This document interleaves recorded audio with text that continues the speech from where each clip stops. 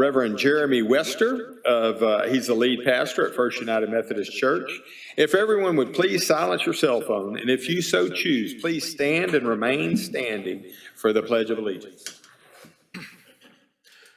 Let us pray. God of peace and God of justice, grant us your Spirit today. As we were reminded in the gospel, all it took was 5 loaves of bread and 2 fish for you to feed a crowd of thousands. We're told over and over again that you are a God of more than enough, and yet still we often struggle.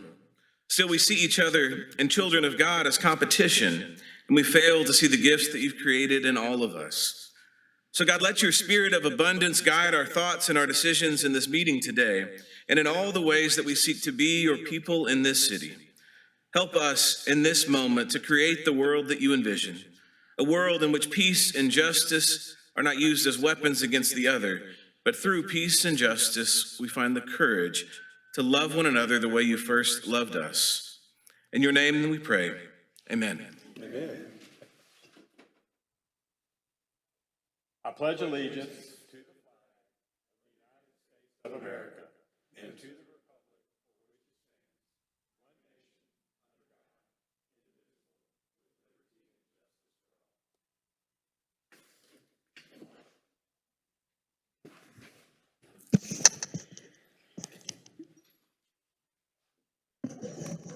May I have roll call, please? Mayor West. Present. Mayor Pro Tem Turner. Councilmember Doria. Absent. Councilmember Hilliard. Councilmember Williams. Councilmember Sherwood absent, and Councilmember Crenshaw. Thank you. All right, today we have 2 presentations, and the first one will be the City of Beaumont Communications Department.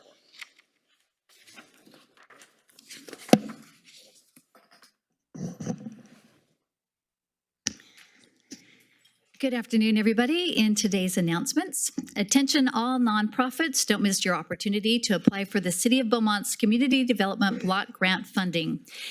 The application portal closes January 31st at 5 p.m. and late submissions will not be accepted. CDBG grants are federally funded through HUD and support eligible nonprofits serving low to moderate income residents. Funding may be used for public service programs or public facility improvements. Full details and applications are available at beaumonttexas.gov/CDBG grant. Get ready, Beaumont. The future is calling. The city is launching the Beaumont Comprehensive Plan, a long-range roadmap guiding growth and investment over the next 20 years. To kick things off, we're hosting a community charrette from February 9th through the 13th. It's an interactive planning week that brings residents, community partners, and students together to share ideas and help shape what's next for the City of Beaumont. For more details, they'll be coming soon, and you can visit planbeaumont.com or scan the QR code to stay connected and take the community survey to let us know what matters most to you. A reminder for organizations supporting our veterans, the U.S. Department of Veterans Affairs is offering $855 million nationwide to assist veterans and their families. Eligible nonprofits and consumer cooperatives may apply. Applications are due February 19th by 3 p.m. For more information, visit va.gov. Also on February 19th, you want to join the City of Beaumont as we celebrate the Lunar New Year at 5 p.m. at Riverfront Park in downtown Beaumont. Celebrate the Year of the Horse with an energetic lion dance and an evening of culture and community. This event is free and open to the public, so bring your family and friends and join us for some fun along the riverfront. Texas Independence Day is right around the corner. On March 2nd, we commemorate the day Texas declared its independence back in 1836, and you're invited to celebrate along with the City of Beaumont.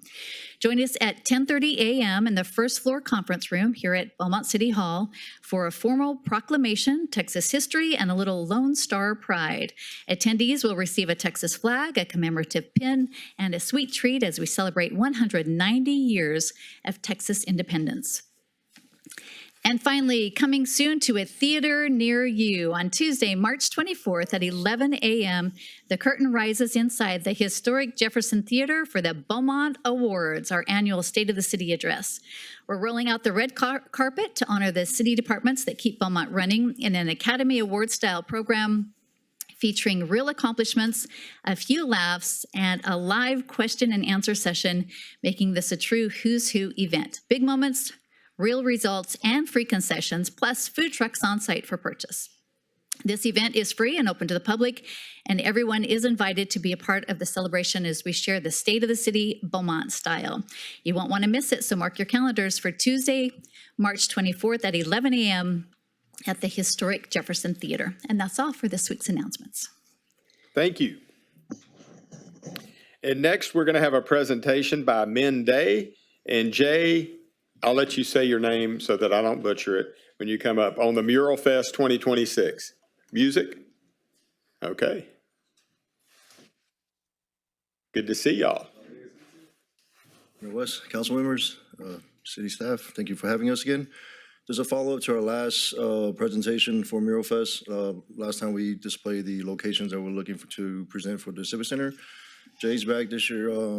This time he's actually got full artist assignments along with the mock-ups, where they're gonna go, explanation on what is behind the art piece and why they're doing the painting they're doing. And if you haven't met, this is Jay Muzak, my brother, a good, very, very good friend of mine. We're childhood friends. He's kind of the one who kind of came up with the idea 5 years ago when we drove through downtown. He is currently a major, very popular mosaic artist, and he started the community mosaic program at the last year's festival. And we're going to look to continue this year and use mosaic to beautify the new Riverfront Park. And I'll let Jay take over, kind of introduce the artists and the talent behind the festival this year. Thank you, man. Everybody good to see some familiar faces and some new ones. Can y'all believe it's been a year already? The days are flying by, pardon the bird pun. There's gonna be a couple of those murals in here today. But seriously, thank you for giving us the floor again and to continue supporting this endeavor. There's gonna be new designs for the Civic Center as well as the Animal Center.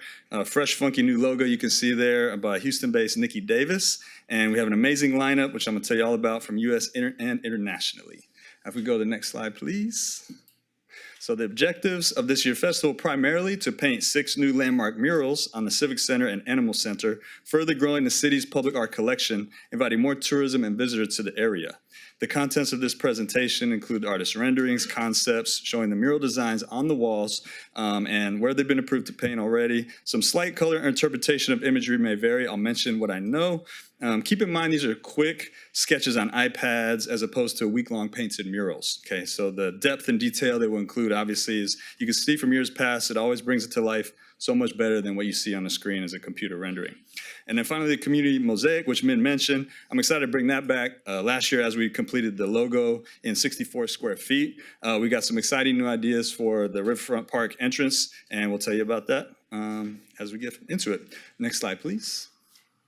So without further ado, this year's featured artist lineup, you're hearing it here first. It's not public, but all these artists have confirmed participation. And as of today, hopefully we'll be able to start sharing that out publicly. Hailing from Galveston, Texas is Gabriel Prusmack, Island's best known hometown hero, surfer, muralist Gabriel Prusmack. And he predominantly spray paints, designed this super vibrant mural for the entrance of the Civic Center. Very interdimensional. The northern flicker bird signifies, in his mind, persistence, growth, communication, playfulness, and intuition. It urges balance, expression, and embracing joy and discovering your own deeper meanings. Next slide, please. You can see some recent past murals of Gabriel's work, the quality. If you've been to Galveston, you've seen his entry piece there. Stylistically, it's very strong with bold and bright colors and amazing realism and detail. The birds in his design are going to fly right off the wall, and he's just an all-around nice guy. So it's going to be a real pleasure to host him here, and I encourage all the Beaumont residents to meet him while he's painting. Okay, next up we have Nico Cathcart. She's actually a deaf, hard of hearing contemporary muralist and multiple disciplinary artist. Her work explores themes of resilience, environmentalism, and the intricate balance between natural and urban worlds. Born in Toronto, Canada, she currently lives in Richmond, Virginia, and she's been exhibited widely in galleries and museums across the country, painting in lots of mural fests. So we're very lucky to have her come and paint in Beaumont. Next slide, please. Yep, okay. So her design here, It's a Wonderful Life, pulls from the festival theme of the Jefferson's 100-year anniversary, creativity in the arts, and nature and wildlife. This design uses the building to create a mirror image. It's actually in this kind of corner nook there, right next to the sign, using traditional comedy, tragedy, masks, which have been a symbol of dramatic art since ancient Roman times. You can see there the Jefferson Theater sign, the film reel. The bottom will have more Texas florals fleshed out, a mix of realism and painterly impression, hinting at the deep creativity that we have here in Beaumont. And next slide, please. So you can see, again, this is a good example of how a quick digital concept on the left can be translated through actual photographic reference to the final mural, which is 5 stories tall on the right. So 5 to 6 days painting, and we'll have a piece, equivalent to that quality here in Beaumont. So she paints figures on a very large scale, and it'll be the perfect way to memorialize the 100-year anniversary of the Jefferson Theater. Okay, and you can see a couple more of her monument murals there. Okay, next slide, please. Mr. Toledo, he's from LA. He just finished a Selena mural for the Grammy Museum, so very notably, he's been all over the news lately. An incredible painter, very nice, humble guy. Go to the next slide, please. He'll be painting one of the biggest walls this year. He's got a scene sort of inspired by the natural beauty of the Neches River, the recreational activities you have, such as kayaking, bird watching. And he had a placeholder figure there. We actually connected him with Ken Guidry, who some of you might be friends with. He works out at Terrell Park, a local photographer. And he's actually going to be our representative model in the piece. So we didn't have time to get the photos in there since we just got those. But I think it's a cool way to further integrate local narratives and lift up local Beaumont creatives and citizens, really telling a real story of the city. And some more past Mr. Toledo murals. They have lots of movement, lots of nature and people in harmony, and it was just a great use of color and composition. All right, and next up we have Toni Artizzoni. She's going to be an expressionistic painter. She uses thick layered colors and brushstrokes to achieve a gallery-like quality even on large murals. And next slide, please. So her composition here of 2 fish, bluegills, simply referencing the fish in the river, swimming up fantastically in the clouds, mixing with the big Texas sky. It'll really open up and brighten up this back corner of the Civic Center and the side main entrance. Okay, and next slide, please. Some of her past work. So you can see very vibrant. She just finished a 4-story mural all about the Black cowboys and cowgirls culture of Central Texas. And the apartments she painted, loved it. The landscape scenes, very vibrant. So I know she'll do a bold, colorful piece for Beaumont. Okay, Specker, he's one of our international artists. He actually came to the fest last year and was assisting James Bullough. So we got to know him. He's a rising star, super nice guy. And his design for the Civic Center is going to be really more moody and museum quality artwork, which you can see in the next slide. Okay, so it's sort of like inspired by old master paintings, which I thought was really cool because it's kind of catty corner to the art museum there.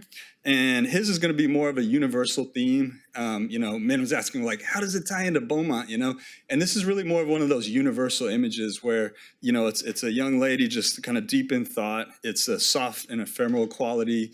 The little bird there sort of, ties in with nature. But it's meant to just be a very timeless composition, one that can be sort of interpreted in your own way. And if we go to the next slide, you can see more of Specker's work. You can see he works on a massive scale. He always does figures very well, and he uses these ribbons and soft sort of natural motifs to kind of bring it all together. All right, and finally we have Nikki Davis. He's a Houston favorite. You've probably seen his artwork on like new St. Arnold beer cans or any number of popular murals around Houston, and he actually did our logo this year.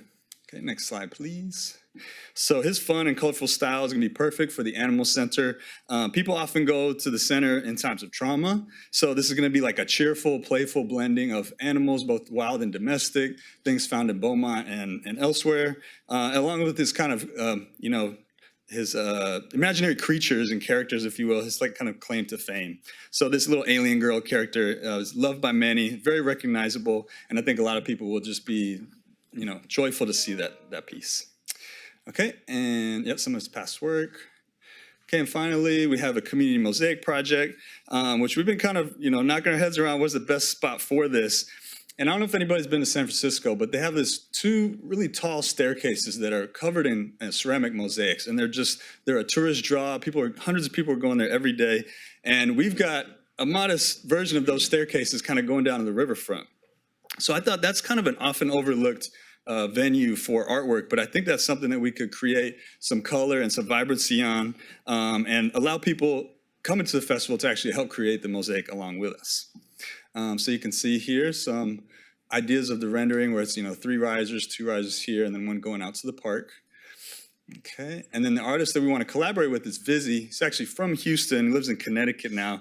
He does a lot of abstract work, but he's done work all over the world. He's quite renowned. And so I think he and I together, between his design, color, sensibility, and then my ability to kind of make it in a glass tile, would be a great meeting of worlds for Beaumont. And as you know, in a time when our country needs it most, we have a unique opportunity here to come together, work side by side with each other with a shared vision, one that's artistic and universal. Art truly has the power to bridge boundaries, and it really is bigger than any politics or division that the rest of the country and the news may want us to be feeling right now. So that's why I feel it's important to continue this legacy of Mural Fest going into year 5, bringing the joy, bringing the fun, as well as historic representation it brings to light, free for all the residents of Beaumont. Min and I are always very honored, and it's a great privilege to do this work for the city, and we thank you for your continued support, and we're very grateful. So that's our time. If you have any questions, let me know, and thanks so much. Thank you. Councilman Turner. And first and foremost, thank you guys for your continued support to work on beautifying Beaumont and bringing images and bring some life into areas that are kind of worn down. One of my questions was, I noticed you talked about the entrance going into Riverfront. Are we talking about, and maybe staff can help with this, are we talking about underneath those stairs as well where the plants are? Yes. I just want to make sure, yeah, because that was an area, yeah, okay, I'm gonna leave it alone. So the original idea was to work towards bridging some kind of gap from the entry staircase Okay, into the park itself. But trying to take that all on in 1 year to go for, like we talked about, for this longevity of the festival, right? Civic Center has a lot of real estate. What the city is doing for the Riverfront Park, you can use art to increase the value of the park by having the community put a hand in it. And Jay's able to bridge that gap between how do you do that and actually make it look right in the space itself. So his plan is to start with the staircase. We have a corner piece, see how that measures out, and we can continue to develop as the park develops itself too. Because if you think about it, the park really has not had any kind of runtime. There has not really been a full-blown multi-day where you potentially can host 7,000 to 10,000 people out there. I'm not sure if the city already has one that large, but having that going on where it bleeds into the Civic Center where all pieces are going to go to, the city kind of see where you want the development to go to, like which direction you want to go. So there's many things that you can do, just you got to plan for it, right? So the goal is multi-year, and hopefully we can continue this partnership. Hopefully we don't mess it up too bad this year. no, that's great. That was one of my concerns, just capitalizing on those improvements, Right. tying them together with art and, activity and excitement. So I'm glad to hear that. They made a good point too, because when he saw the brick, he said actually the brick has really good character, right? The brick actually just needs a little bit, tender and care, a little touch-up update. That can go really well. The MLK Collegiate Academy that doesn't really have a lot of activities, but there's a lot of accomplishments that happens there. And they said during Mural Fest, can somebody come? And I know that you may have a schedule already, but if we can incorporate something that gives them a sense of ownership, perhaps working with or partnering with BISD, these young people want to create something that's theirs that says that this early college development that they're working on has something that symbolizes who they are and what they stand for and the work that they're doing. And they said, LaDonna, can you ask the people from Mural Fest to maybe come and do something on our building and make sure that these kids get to participate in the actual artwork and the culture that's being created around the building? And I said, well, you know me, if it's about making a challenge, I'm here for it. So I don't know if that can happen in this Mural Fest. I would like to see some work being done at the MLK Collegiate Academy, but if that can happen, to put that on your radar, because they want to do something in, on, and around their building that gives them some ownership. They can participate with the young people, that symbolizes what they do there, which is academic excellence, because some of the brightest and best students participate there. I think you have a great idea. And actually, you have really good timing, because, so just to give everyone an update, as we said, this entire festival came from the private sector, right? When we were knocking door to door, we had to get building owners to give us their walls in order for us to do a proof of concept that it actually works. And being able to pair with the city now, we're able to have a set area, set schedule where we are going to have artwork done. The private sector is still involved. So like this year, we have another local business owner who has a building downtown that's a very popular large building that's getting a wall done as part of the fest. And we'll announce that as we come there. We have a business in West End that's getting a full face uplift that's been in the community for over 15 years. We just finished out our returning artists. Every year what we try to do is we offer invite to previous year artists and they get to come back on their own. They literally come back for hospitality, pay vacation, and they're not paid for, they come and do any kind of artwork, some volunteer at no charge. Hearing R. Smith is from Beaumont. He comes back every single year. He tried to get a project done with BISD last year, but it just came in too late. So I think if this has to do with BISD, I think I could put Henry R. Smith on it. I'm pretty sure I can get you an answer within a week or two if he can make it down. And if he does, the festival will be more than happy to bring him in and cover everything. Like he comes every year. He knows he's always welcome home. And that is my classmate, so I'm excited about that. So that's even better. So Teamwork. I will definitely reach out and see if we can make that happen. And I just want to commend you for bringing that and to listening to your people in your constituency, because that's what this is all about. This is not about us giving you our ideas. This is about us reflecting the community and just bringing the talent in, and it's a collaboration. So without the inputs, there's nothing to be had. So this is very important. So thank you for that. And let me say this, the young people say, well, Miss LaDonna, we want to be a part of it. And for us, with all the things that we want to see happen, these are kids that have focused on scholastic achievements, but they do have cultural things that they want to see happen, right? And the arts should not be forgotten because they don't participate in sports and music and theater and all of these things. They focus strictly on scholastic. Does not mean that they don't want to culturally be involved. And I'm excited about this. Awesome. And Henry is my classmate, so good job, teamwork. Yeah. Cool. Councilman Crenshaw, do you have something? I did, and just to kind of build off of that, and you had mentioned the funding earlier for this. So just as an example, the painting that's going to happen at the Beaumont Animal Shelter, that is not taxpayer dollars for the paint. Okay, so the funding for this is all through private donations? Correct. And there's no paint or going up that's being funded by anybody that's with the city tax dollars. Okay, great. The city basically offers help in the city staff to allow us to have the festival.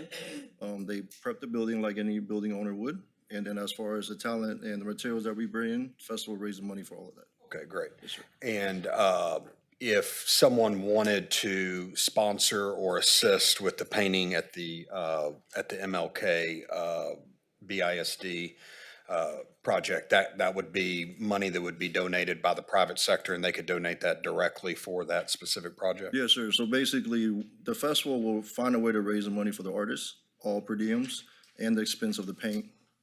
All the building owner needs to take care of is just the equipment, because liability-wise, the cost has to come from the building owner and the prep of the wall itself. We want to make sure that the artwork's longevity to last. Yeah.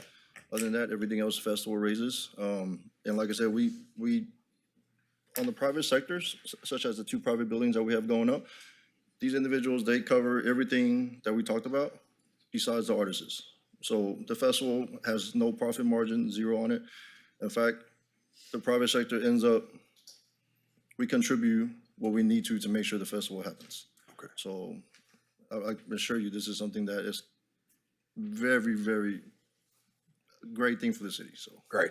And lastly, you and your team do an outstanding job, and I really appreciate the effort and what you're doing to make this a better community. thank you, sir. Appreciate you. Thank you, Councilman. Councilman Hilliard. Yeah, I just want to, I get to start my day coming into downtown, Yes, sir. seeing the artwork and driving through, and I have always wondered why we don't bring green spaces in, champion with business, and make it a walking tour, because it really is beautiful, and you have to take time to enjoy each one. And then on LaDonna, I know a company that will donate the prep. If they put the paint on, we'll clean the wall. So, and we're here to help you. Thank you, You sir. know, I think what y'all, it does. It makes our city beautiful, and so art always has. So, thank you for what you do, and Yes. you know, if I can help in any way, let me know. Yes, sir. We're definitely into donating and helping and making it prettier. So, Yes, thank sir. you. Thank y'all very much. Madam City Attorney. Mural Fest is also one of the recipients of our hot tax, so they do receive money from the CBB because they qualify. Their murals bring in several out-of-town folks, and so they do qualify for that. So the monies that they do receive from the city are through our hot tax recipient through the CBB, which is an application process. They rate it, and they've always scored really well. I'd just like to add City Manager. about the Martin Luther King Center. Staff got that email from the requester, and they're already working on that. As of around 12, they got that email, and they replied back that they would be talking with Man and his group about getting a mural on there. You have something else? Yes, sir. Yeah, just glad to see the support is there, you know, just to continue everything. And I did get that email as well, and I just want to say, if necessary, I had support as well to Councilwoman Sherwood request. I'm pretty sure we got a working relationship with BISD. We can figure out a way to get it done. And just thank everybody for their participation and support to such a great event in Beaumont. It just feels good that we're trying to move forward and just to continue it going. Well, and Jay, man, thank y'all for the vision and for beginning this. And, you know, every year it's a great event. And for those that are listening, the public does get to show up, be involved, talk to the artist. And it's turned into quite a weekend, food trucks and everything else. So it's a fun time. Absolutely. So come and bring kids, bring grandkids. I just want to thank you guys again. Like I said, in years past, this is not your conventional way of giving back, right? This is us giving back in our own way. And thank you guys for allowing us to do it. Thank y'all. Thank you. March 21st and 22nd. Hope to see everybody there. There you go. Thank you. And for those of you that are here for these presentations and would like to leave, now's the time to do so. And thank you for coming. At the close of the meeting today, City Council will adjourn into executive session to consider matters related to contemplated or pending litigation in accordance with Section 551.071 of the Government Code, Civil Action Number 124 CV 00085 MJT in the United States District Court for the Eastern District of Texas, Beaumont Division, Lynn N. Bass and versus Joshua Jackson. And at this point, we're going to move into public comments. And now is the time for any citizen who wishes to speak to make public comments on the consent agenda, regular agenda items 1 through 4, or any other topic. Item 5 has already been heard in public hearing. Therefore, citizens cannot speak on this item. The city clerk will call your name when it's your time to speak. When you approach the podium, please say your address, city, and state, unless your address has already been stated. You will have 3 minutes for public comments. The green light will come on when you approach the podium, and the red light will come on when your time is up. Be reminded that those of us up here on the dais cannot respond to your comments at that time, but we can follow up with you, and we'll have somebody from city staff reach out to you as well. James Callis, 5375 Rosemary Drive, Beaumont, Texas.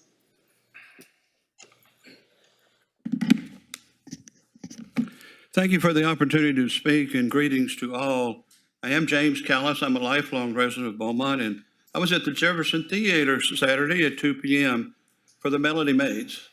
It was quite an overwhelming event. I would recommend it to the city. I know the Chamber of Commerce had sponsored that, but maybe that could be done once a year on Eloise Milam's birthday. But I'm a Beaumont High graduate, and there was Melody Maids there for sure. Today, I'm here to speak on red tag houses. In particular, I've been here asking for some leniency on Aunt Amelia's house. I got none. I went to the courthouse and I filed a TRO, my own doing, $360. I consider that wasted money, but there was no other way to continue the project. Now, this is not a cut against Silas Clutter, our current demolition coordinator, nor Delancey Wood. They have been doing a great job demolishing houses. The problem is I don't believe they need to be demolished.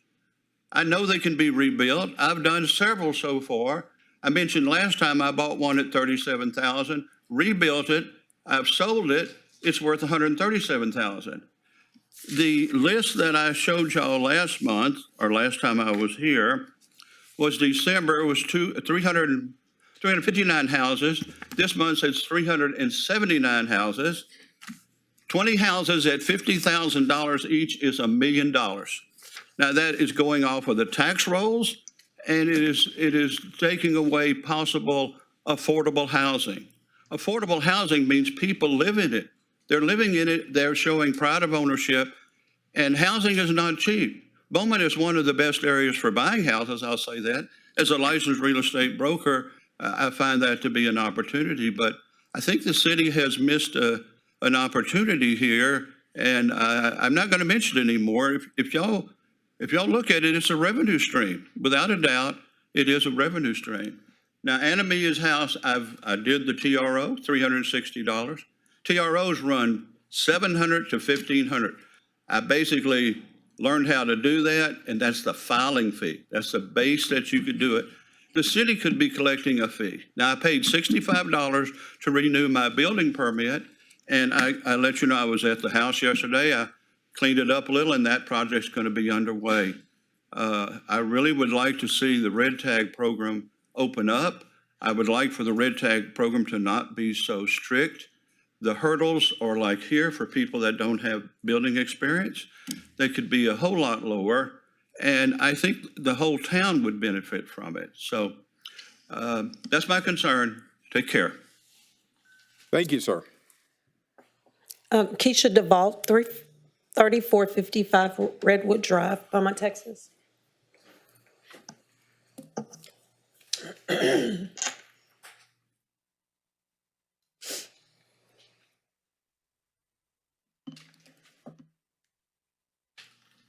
I never did this before, so just bear with me. Hi, I'm Keisha DeVault, and I am a Beaumont, Texas citizen, and I lived in Beaumont for 49 years in the north end of Beaumont. And the concern that I have is that I seen LaDonna Sherwood on the news, and I know her personally from church, and I would like to join forces with her in taking back the communities on the violence. And like, they have several issues. I live in that community, and they have several convenience stores, but I can't go to the convenience stores due to the parking lot being like crowded up, loud music, and it's scary and it's dangerous. So that means I have to go further out of my way than around the corner to get to the store, to get gas. There is nothing for the juveniles to do. And when my son was 14, they had a thing called ACEs. Juveniles were able to work at the age of 14. Now they does not have that. They took out of school McGruff the crime dog. We don't have that. Clubs are opening. Too many killings is going on. Too many mothers are crying. Just because my son and daughter is not in the club doesn't mean I only worry about them. I have a heart and a passion for that other mother and father that have to get their phone call, or your son just got murdered, or your daughter just got murdered. Something needs to happen. How many more murders have to go on at End Zone? We know it, and y'all know End Zone. It's called End Zone for a reason. Lives are getting taken every day. Then the North End doesn't have too many sidewalks. If they're not walking on the sidewalk, then they get stopped by the police. You're not on the sidewalk. Well, then where else can the citizens walk? The homeless people, I feed the homeless people 2 and 3 times a week. I have pictures of that in my phone. I go talk to the people at the store. They tell me as long as I'm providing trash bags and make sure that they put their food in, that I can continue to feed them. And another problem, mental health is real. Those people that served up in the Army, veterans, but they're going to jail. Jail doesn't always help everything. They need to have a psychological evaluation and help get on their meds. So I'm just concerned about a lot of things. What else I had? Thank you, ma'am. Yes, sir. You did well. Thanks. For Pharaoh Richard, no address given, Beaumont, Texas. Good afternoon, Mayor. I'm so happy that you recovered from your illness. We really missed you at the MLK celebration. Hello, City Council. My name is Tarafian Richard. My address is 5275 Parkview Drive in Beaumont, Texas. I am a connoisseur of the arts, and I'm so happy to note that you are as well. However, I do not think that the homeless people can use crayons, markers, to draw them a blanket to put on their bodies. I'm asking for overnight warming shelter. It's anticipated to be 23 degrees. We gave out, me and my significant other, 3 nights ago, for the last 3 nights, in my homeless crisis mention, I'm waking up because I can't rest. 10 coats, blankets, socks, gloves, shoes. One was a little bit aggressive, but if I was freezing, I would understand. It broke my heart to see the elderly gentleman, the veteran, was freezing, so I took off the coat off my back and gave it to him. The lady, I gave her my boots, my gloves, everything. It just broke my heart. Laura Gutierrez, 2023. Janice Summer Ross, 2022. Sanai Nelson, Maisha Johnson, Judy Toronjo, Adeline Evans. Still no updates. We found them in dumpsters. And I understand they are children of the night, ladies of the night. They do what they need to do to eat. I won't judge because I don't have any children. The Lord didn't bless me with any, aside from being a surrogate to 1,000 homeless, suicidal, homicidal children in Los Angeles. I don't know what City Council is for. I know what they are for in Los Angeles. I know what they are for in Washington, D.C. I know what the churches are for because the churches are supposed to be a spiritual hospital. However, leaders, how do you sleep? When you have the means, you have the education, and you have the resources. Can someone please let me have the armory? Can I have the civic center? Can I have something? I need 100 cots. I need a generator. I need some blankets. I need some nurses. I need the love of God. I'm not homeless and I never will be because the Bible says He protects those that He loves. I believe God loves all of us because the sun shines down the same on all of us every day. But while you snoring and you done flipped over for dream number 3, there are some women over there that's doing what they got to do to make it through the night. Now, I follow a little sinner. Somebody got in trouble for a fire in a trash can. But when it's 20 degrees and Beaumont is normally 100 degrees, what do? So we're going to judge. Y'all, I'm sorry. I love y'all. I wore my blonde wig today. I couldn't find me my blue contacts. As I promised you. You keep untagging me, Corey Crenshaw. Oops. Oh my gosh, I wasn't supposed to do that. Sorry. Y'all ought to be ashamed of yourselves. Thank you. Addie Allen, 9695 Gross, Beaumont, Texas.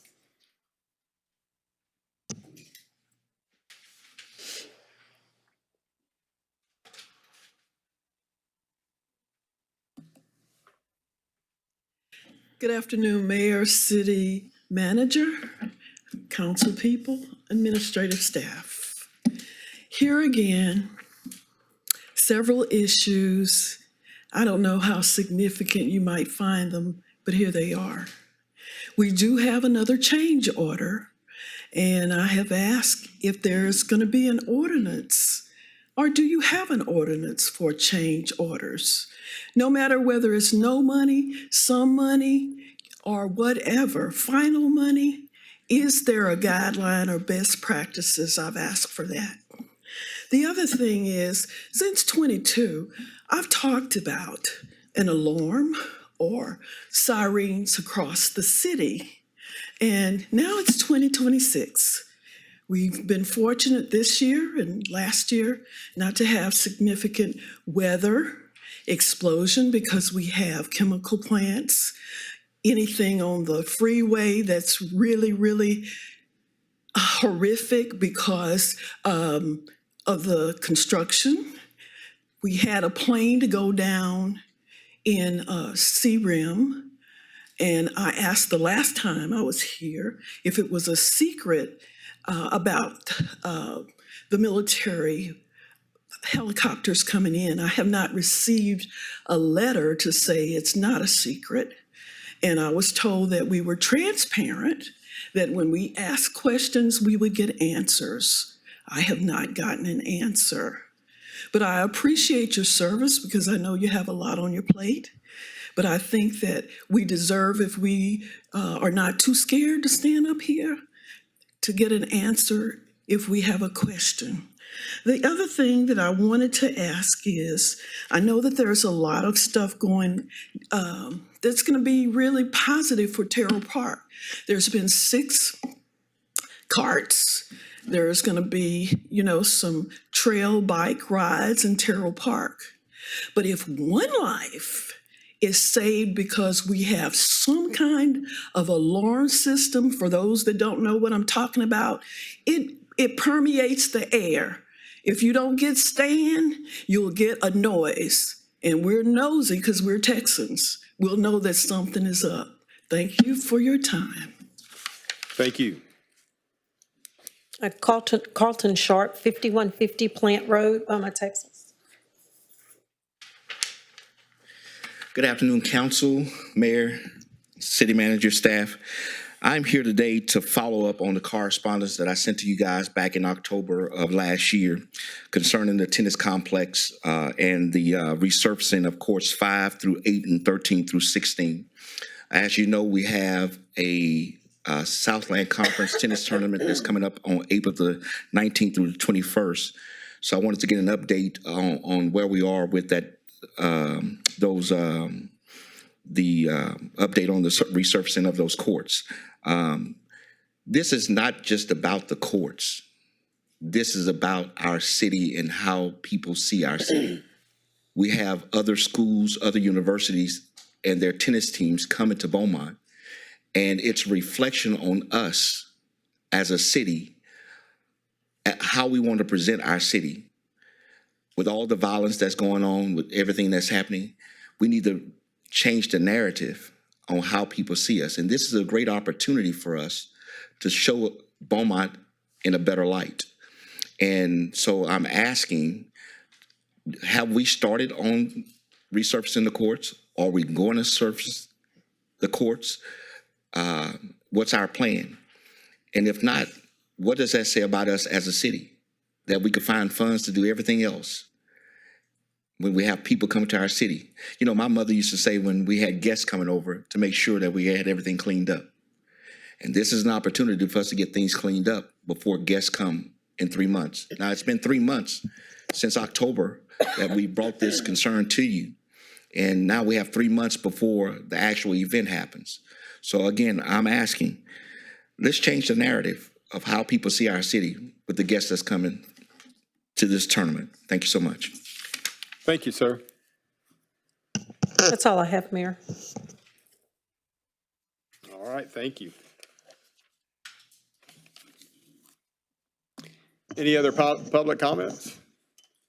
All right, now we'll move to the consent agenda. Is there a motion and a second for approval of the consent agenda? Move to approve. There is a motion and a second for approval of the consent agenda. Is there any discussion? Councilman Hilliard. All right, if there's no discussion, all in favor of approving the consent agenda, please signify by saying aye. Any opposed? The motion is carried. Mr. City Manager, may we have the reading of item number 1? Thank you, Mayor. Consider authorizing the Beaumont Convention and Visitors Bureau to apply and accept funding from the Jefferson County Tourism Commission in the amount of $20,000 for 2 new pollinator gardens to be added to the Terrell Park Nature Trail and 1 new pollinator garden at Cattail Marsh. And it comes with the recommendation of approval of the resolution. All right, is there a motion for item number 1? Move to approve. There is a motion and a second for approval of item number 1. Is there any discussion? All those in favor of approving item number 1, please signify by saying aye. Any opposed? The motion is carried. Mr. City Manager, may we have the reading of item number 2? And then after the reading, could we get a little staff explanation on, so that we can let the viewers and the people that are attending know? Council to consider an ordinance amending the fiscal year 2026 budget, and it comes with the recommendation of approval of the ordinance. We'll start with a motion for approval. Is there a motion for approval? Is there a second? There is a motion and a second for approval of item number 2.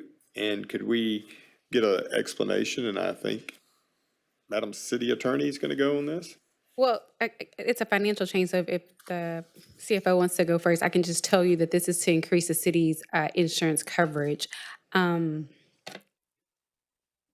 I think it was 2 meetings ago, Molly had a tub grinder that went out that wasn't covered, so we had to pay a significant amount of money out of pocket to replace that.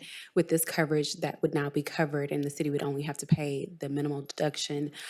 This also now covers our costs for fleet vehicles that are less than 2 years old. I can tell you just this weekend, we had 2 vehicles that were totaled. Our officers were involved in accidents that were seemingly no fault of their own. I guess that's still under review. But those officers were involved in accidents and those vehicles are totaled. This would also cover that as well. So it just, with those 2 things alone, the policy pays for itself. Yeah, and that's essentially what I was going to say. It's just to amend our insurance policy to cover additional things that weren't previously covered.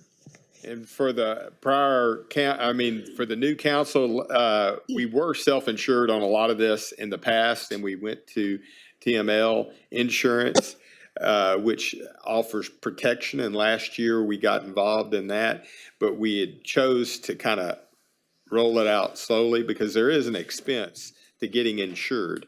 Now, there's surely an expense when you have a claim as well, when you're self-insured, but I think this is as a result of that as well. Is there any other discussion? Yes, Councilwoman. Being an insurance agent myself, the amount of coverage matters and how you cover yourself matters. And insurance is money when it matters most. So for me, it's important that we make sure that we're covering ourselves accordingly. So I think we originally approached the concept or the conversation about insurance. We targeted the areas where we were spending the most money, equipment and car replacements, just because we have a pretty well-organized fleet rotation, wasn't really high up on the priority. I can tell you that now, since then, in terms of having to replace, we've had just in 2025 alone, we had to replace a new ambulance that was brand new, a new fire truck, and some other things. So the city will still retain the ability to do minor repairs and fix minor repairs. We won't be filing those on insurance, but some of those major expenses, a fire truck is a pretty healthy ticket. A tub grinder, which I didn't even know what those things were until I saw how much they cost. is a pretty healthy price tag to replace as well. Those things will be covered. So it will essentially free up some of the city's general fund capital to not have to replace some of those high ticket items. All right, any other discussion? All those in favor of approving item number 2, please signify by saying aye. Any opposed? The motion is carried. Mr. City Manager, would you take us into item number 3, please? Council to consider a resolution authorizing a payment for insurance coverage for various city-owned fleet. And it comes with approval of the resolution recommendation. Is there a motion for item number 3? Move to approve. Is there a second? There is a motion and a second for item number 3. Is there any discussion? All those in favor of approving item number 3, please signify by saying aye. Any opposed? The motion is carried. Mr. City Manager, may we have the reading of item number 4, please? Council consider a resolution authorizing the city manager to execute change order number 2, accept maintenance and authorize final payment to TRP Construction Group, LLC for the Citywide Pavement Markings Phase 4 project, and it comes with the recommendation of approval of the resolution. Is there a motion for item number 4? Move to approve. Is there a second?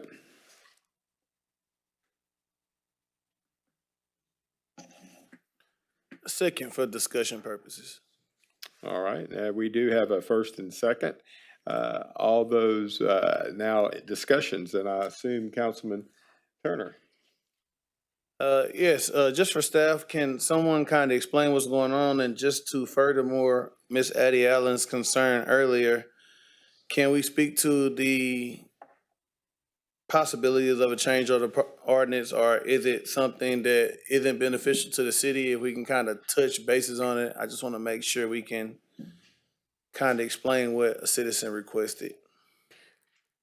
So the city follows change order requirements as required by law. So I think what the citizen is requesting is to know like why these things happen or some type of protocol, but we follow state law as it relates to change orders for that. And as Molly said, as we said multiple times, change orders are for various reasons. Sometimes the scope of work changes and there's a change order to add work. Sometimes we bid it in multiple parts and we've decided to add those parts in. And so there's a change order requirement for that. When council approves the contract, maybe only parts 1 through 5 are included. And now we have the situation, and now we have the staff and the funding to allow for an additional 6 through 7. All were bid, but it's a change order because it's a change to the actual contract. I think the term change order sometimes is obtrusive to some people, but there can be a change order for a multitude of reasons. You can change order because they need to give us money back. You can change order because they're using less quantities, and again, they bid for more quantities, and we budgeted for more quantities, and we need to give the money back. You can also do a change order because we need to do different work because most of their work involves excavation and you don't really know what's in it. Again, serve at the pleasure of council. So if you want a change order ordinance, we need to know what those parameters are, but we need to closely align with what we already do as it relates to state law. And it'd be somewhat of redundancy unless council wanted to put in some additional restrictions. Just to kind of follow up, I know we're doing a comprehensive plan for the city, and I'm not sure if that falls underneath it, but just, I don't know how council feels about it. A little different. I'm just, that's why I'm asking, because I get it, it's a comprehensive plan, but if we have citizens who are kind of concerned with change orders, I know they're not always bad, but just a plain way of maybe explaining it and make sure it's grasped on. One thing I learned when it comes to politics, a 3rd grade level where everybody can kind of understand what's going on. I can speak to the comprehensive plan. It's more of a high-level document, and it really governs mostly the city's future, but also the zoning code and the zoning map. So it's getting into the details of like a change order ordinance or something like that really wouldn't be covered in the comprehensive plan. That's more at the department level. Thank you. I think Councilman Hilliard, then Councilwoman Sherwood.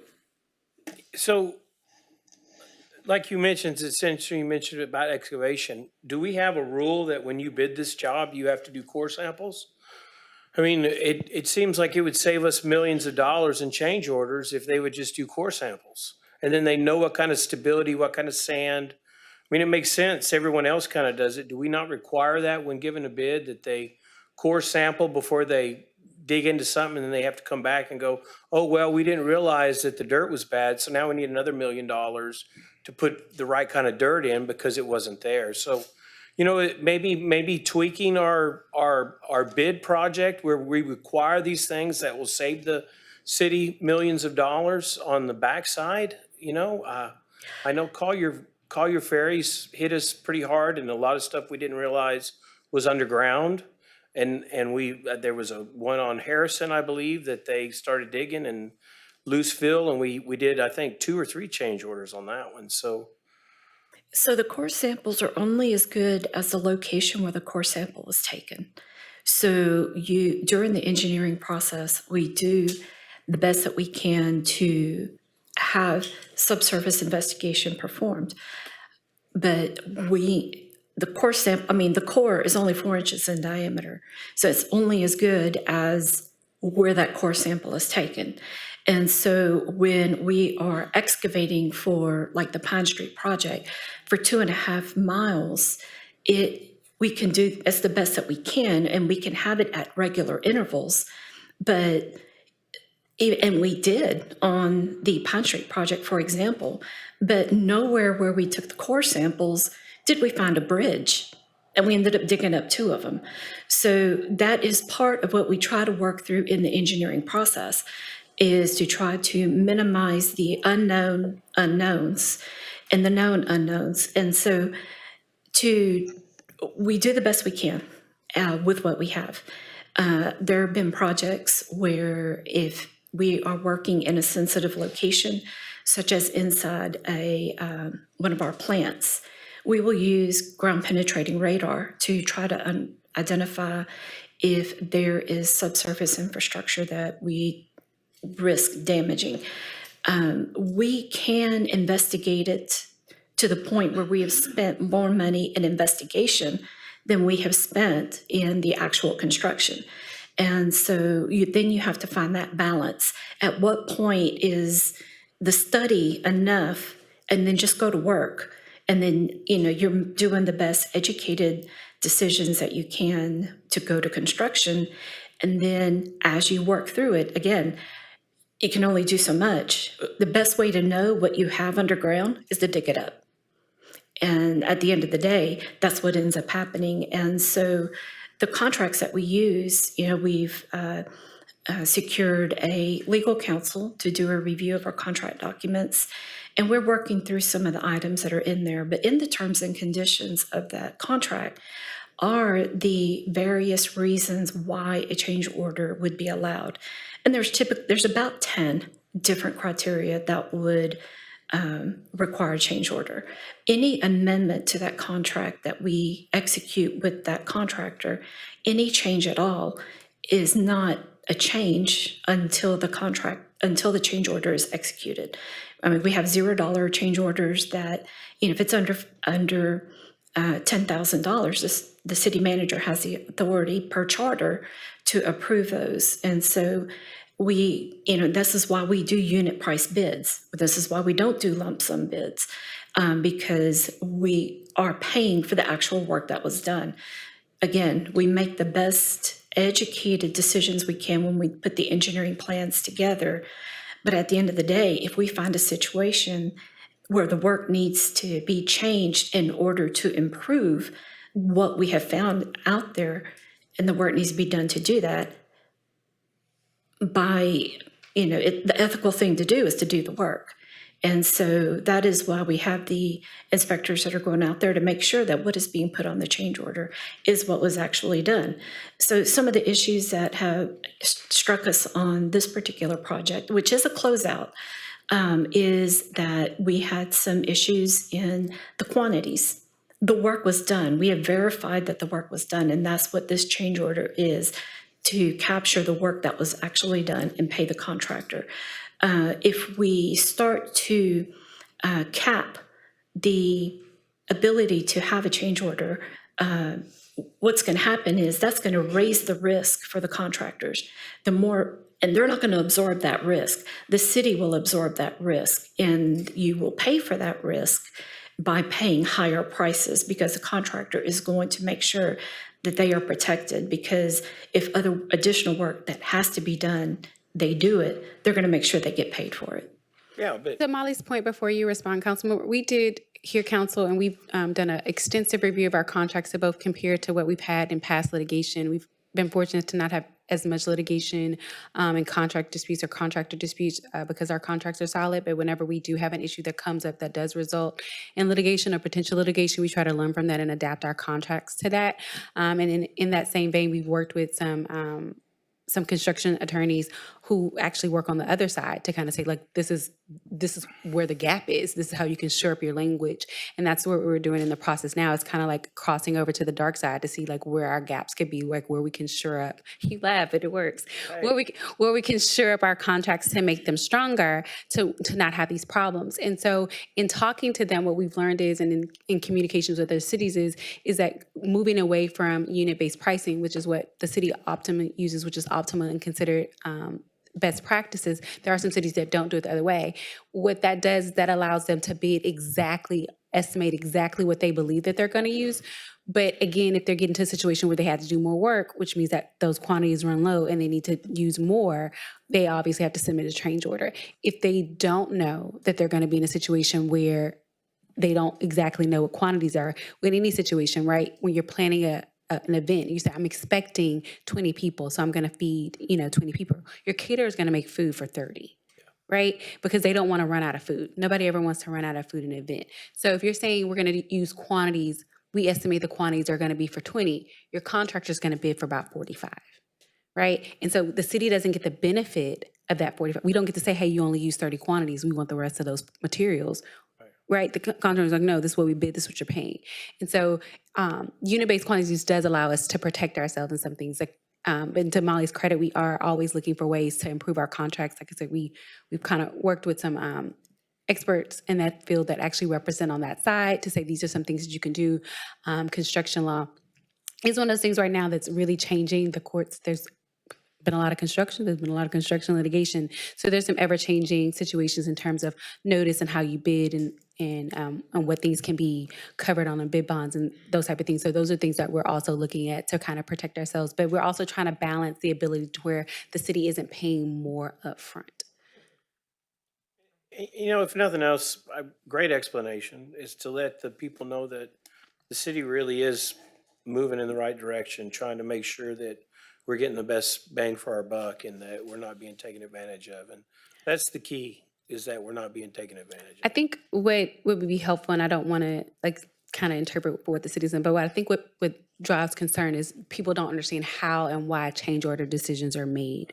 And I know that that's kind of like not necessarily a background problem, but it's based on engineering and conversations that we have with those contractors one-on-one, like, hey, we would like to do a change order for this. What's interesting is I know that council feels like there's so many change orders, but I can't tell you how many change orders Molly gets that we're like, yeah, that ain't happening. We're not, it's just that that staff shoots down, or that we have to discuss and say how could this work, or go back to the contract language and say, no, this is covered on the contract. It's that's a your bad, not a city pay. So there's so much for every, and I'm going to just kind of estimate, but for every 3 change orders we bring, there's probably 30 that never make the cut, that they were tempted, that we've been able to mitigate just with stronger contract language, with better understanding of improvements of our contracts. And so, and I think Molly can tell you that number is increasingly going down as we're finding ways to put better, stronger language in our contracts. Mm-hmm. You're doing good. It's important that people know. Sure. Because people don't see what goes on behind the scenes. What you're seeing when we present these to council, you're seeing the finished product. You're not seeing the back and forth. You're not seeing what was rejected, where the contractor may have failed to provide supporting documentation, or where they failed to submit the request for information. All these steps in the process. That then if the supporting documentation isn't there enough to convince me, how am I going to convince y'all? And so, but, if we're bringing a unit price contract, we can point at 452 stripes in the road, or to that degree. And so to make sure, because it is a unit price contract, that the quantities as they're adjusted, all of the bids, when we collect the bids from multiple contractors, all of those bids would have been adjusted accordingly. Your low bidder is still your low bidder. And so that is important as well. We also look at that, to Molly's point, it's always the lowest bidder giving the best quality. And there's been conversation with this council before as to why we rejected someone. We were like, we just don't think they can do the work for that. It's their bid is significantly under what we engineered the product to be. And so we've rejected, councils been advised to reject some people's bid for that reason, because we don't want you to be like, well, they were the lowest bidder, but now there's 80 change orders because they underbid, and now they don't have the ability to complete the work for the That's product what bid. A lot of people worry about. Yeah. Is they lowball and then they change order themselves up to where they're more expensive than the highest bid that came in. Right. And it's not unusual if we do get a bid to that, and that's happened now in the last couple of years. It's happened about 3 times where I've called the contractor in. Let's sit down and talk about it, because I don't think you can do it for that price. So you have that conversation before we ever bring the award. And they may say, yeah, oops. Or they may say, nope, We double, triple checked it, we stand by it, and then at the close of the project, surprise, there's a change order request. Coincidentally, in that amount that I called them out on, and that change order also got rejected. So, I mean, there is so many layers to this conversation as we go through these projects. And so typically the rule is it's the lowest bid providing the best value. So when we're checking for those, we're looking for that kind of stuff. It's never a situation where council's approved a change order on contracts and it's come back that it's significantly higher than the second bidder or the highest bid that came in. That's not what's happening. Yes, sir. Councilwoman. I don't want to belabor the point, but I do remember the thing about the bridge. But going back to Miss Addie Allen that asked a question about citizen notification about change orders, what I would ask you, what I'm questioning is there a place outside of on the dais where people can view the change orders that we're creating? So then that way, she's saying something about notification, if I'm correct. Can they see these change orders, or is there a website or somewhere where this information is posted so that? So this is the notice. So Okay. That's what I'm saying. Like, this is the notice. So like and Molly's office and the way we work, there's tons of things that happen on a regular, on a day-to-day that never happens, right? So if we were to send out a notification every time a contractor sends a change order, y'all would turn off the group chat. Right. Yeah, like it's Yeah, so I many. was just So my thing is wondering. like the ones that actually go through, the ones that are actually approved are posted here and the notice is here. So the explanation and the notice to citizens is this meeting. This is a transaction of business. This is the public information and the public thing. So there's really not a way to know beforehand. Like the meeting, I believe, is posted at least 4 days prior to it goes. So the notice is available and it's online so they can read that. And Molly always provides more than enough supporting documents that makes it hard to compile to post. But all the information, all 102 documents are available for review by the citizens to see what's the supporting document, why is it necessary, the contract. In the change packet, order. yes. In the Yeah, packet. not the agenda, but in the council packet, all of that supporting documentation is there for public review. And so that public packet is available online and in the city clerk's website, so they can just go do council agenda, hit the packet, and they can see everything that they need to know about that. Okay, I just wanted for clarification when people come up and they ask questions about things that ultimately are available to them online, that you probably need to go and verify that before you stand here and say that we're not providing change order information when that information have been provided in the description of the packet before we got here. Nevertheless, we've already anticipated as best we can what the change orders could be. We've documented those things, and now when we present this, so there's nothing nefarious happening, and so that we clarify, change orders are oftentimes necessary, and we wouldn't be at this point if they were not. But just to make sure, there's a place where this packet is produced and you can verify the documentation supporting the change order. By law, it's required. And I would tell you that the city of Beaumont probably provides, and I've looked at some other cities, way more information in terms of our packet and information in terms of like supporting and documents and attachments than most cities do. So our packets are, I'm sure y'all can see, like, are pretty long when y'all are scrolling through items. There's several pages of supporting documents and attachments in the online packet. To that extent, if council did want to have some type of document, I would not recommend an ordinance. I would probably recommend some type of policy that you would like staff to be guided by, and to do that. The only reason for that is that,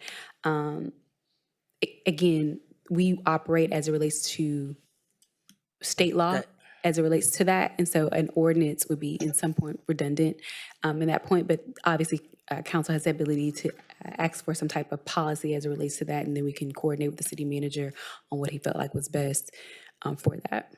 We don't need to be double, triple, and quadruple working. So I'm grateful for the job that you're doing. And just for clarification, keep up the good work. I appreciate you guys. Thank you. And also do want to point out that we are doing within the last 6 years, we have significantly ramped up the volume of the work that we are doing right now through the capital program, through our operating budget. So there is so many more projects that are actually going on right now. And so you are going to see these change orders filter through here, but that also reflects just the volume of the work that is happening at this time.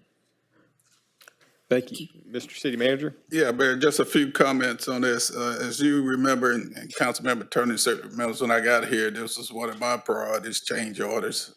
Having been a public works director and worked on projects as an administrator, nothing annoyed me more than change orders. So coming in here, that was one of the things that I wanted to work on, and it's been something we've certainly focused on.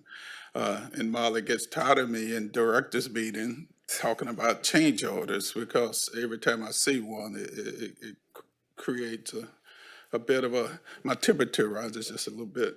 But what we've done is to work to try to put out a better product. A lot of change orders can be better handled if the product, the quality of product you put out in your bid is as accurate as possible, where people can accurately bid these projects and put things in place without having to go through change orders. So we made a concerted effort to clean up our bid process and get those better quality out there. So when somebody bids, they know what's in the ground as much as possible. They know where the pipes are out there. So that's been a huge thing that we want to work with. I wanted to do more with our GIS system. GIS systems help you determine what you have in your city as far as infrastructure, as far as where your sewer lines, where are your water lines, where are your streets, what's under there. So one of my goals was beefing up the GIS department. The city does not have a GIS department. Most cities have their own GIS department where they go out and physically locate the infrastructure that's in the ground. So when you put out a bid, you know pretty accurately what's in the ground to within 25 feet of what's out there. And that's one of the things I've talked with staff about, us showing up our GIS system to help better locate, where we can put together better bids out there. Nobody likes change orders. They're a pain. You're talking about ordinance or policy. The city of San Antonio, city manager Cheryl Scully came in and she told her staff, no change orders. It wasn't ordered by council, it was ordered by the city manager. I told staff not to bring a change order to me, and it worked for a while. But soon that procedure started not to work because, two, they stopped getting accurate bids. Two, they start losing contractors who like, I'm not going to risk me bidding on that project if I can't, if I miss it, I got to eat that money, that whole entire deal. So at some point, Cheryl had to back off of her policy of no change orders and what she was doing there. But, some cities look at it differently. I think Beaumont's change order policy is a low amount. That's why you seem like you're getting so many. Most cities have a higher threshold in change orders for staff or city manager to make a decision. And these people they know what they're doing. We're not going to give away money, but that's one reason it seems like you're getting so many, because you have a low threshold on what threshold. If you got a $4.5 million project and you're getting $20,000 change orders, that's a waste of time. Because one, every time you do a change order, that project stops. That project is delayed. While we're waiting 2 weeks to bring your project, that project's not working. So you $20,000, a project's getting finished, and then find more. So there are different sides to the story with change orders, and we will continue to do everything to improve the change order process by being more proactive up front, dealing with contractors for accuracy too, but also just making sure staff is doing what they're supposed to. Thank you. Councilman Williams. What is our threshold? So by charter, it's 10,000. The state says 50. So your threshold by charter is 10,000. But technically, if you changed your charter, it can go up to 50,000 to align. This issue did come up when we did a charter review several years ago that was comprised of citizens. It wasn't really a touchy subject. It wasn't really a big issue with staff at the time. We kind of came up and they were like, hey, broke, don't fix it. Type of thing. There was some conversation about making it align with state law. This, for example, this change order of 42,000 is one that would, in another city, would never go. Y'all would never see it because it's under the 50,000 threshold cap. So there wasn't a real big issue. It just kind of, like I said, and Councilman Crenshaw was on that, kind of came up. There was a conversation about just kind of changing certain parts of the charter to align with state law. If we would have did the entire version, this has been one that would have came out, but it was just kind of like some slight discussion of just leaving it. And this might be hard to answer, but the city manager mentioned it. Do you see that it slows projects down sometimes whenever you do have to wait to? Yes, it's close part. You get to a point where you can't do the work until you get approval from the council, where somebody at a different level can make a very educated guess or make sure what they're doing and make a decision. I think the concept is that on large scale construction work, that's something like $50,000. Like you can see the value of this contract, right? It's a $500,000 contract. So that would be 10% of the value of the contract. That something like that would be such a significant change. But anything over that amount would be, a significant change, right? So obviously they would want to say, you have a $100,000 change order. You probably want to see it. You have a $10,000 change order, not so much. Would see it. Yeah. Right. Okay. All right. There's no other discussion. All those in favor of approving item number 4, please signify by saying aye. Any opposed? The motion is carried. Would you take us into item number 5?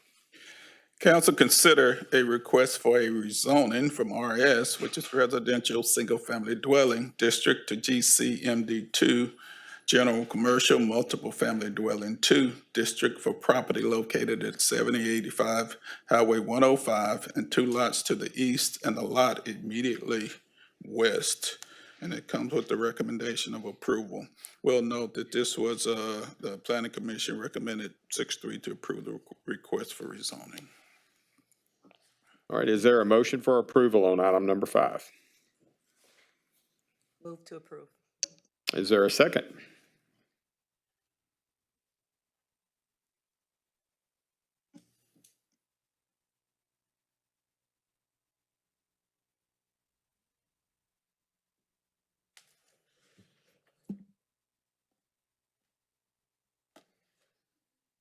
Is there a second on the motion for item number 5?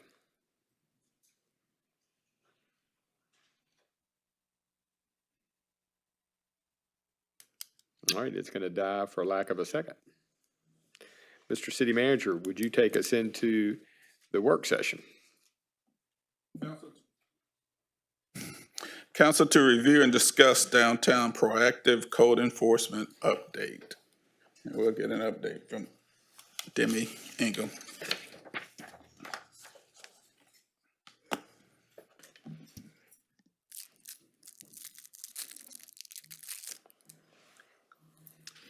Good afternoon, Mayor and Council. As part of the city's strategic plan to prioritize downtown development and beautification of Beaumont, the council authorized a more proactive approach to downtown code enforcement in March of 2024. The last time my team presented on this was in July of 2025. This presentation will encompass the changes that have happened since then. Next slide, please. 22 months has passed since the program was initiated. The original sweep included the areas bounded by Main Street, Calder, Natchez Street, and College Street. Of the 76 structures, 27 of them were originally tagged for unsafe conditions. Presently, 17 of the 76 structures remain unsafe, which means approximately 78% of the buildings within the area described are considered safe as it relates to the 2021 International Property Maintenance Code. Next slide, please. This slide shows a breakdown of tagged properties by address. At the top, properties are categorized as either safe or unsafe. A property is considered safe if it complies with the 2021 International Property Maintenance Code. Unsafe properties are further divided into 3 groups: those that are regressing, those with no progress, and those that are unsafe but have permits and are actively making progress towards compliance. Any address marked with an asterisk indicates a property with charges currently pending in court. In our July 2025 report, 6 of the structures were classified as regressing. Since then, the Beaumont Club has been demolished by the owner and is now, in turn, classified as safe. The Gilbert building has moved from regressing to the progress category. The new owners of the Gilbert have submitted a preliminary restoration timeline to the building official and have a development meeting scheduled with the city later this month. Additionally, the Stedman building has moved from unsafe with no progress to safe. Next slide, please.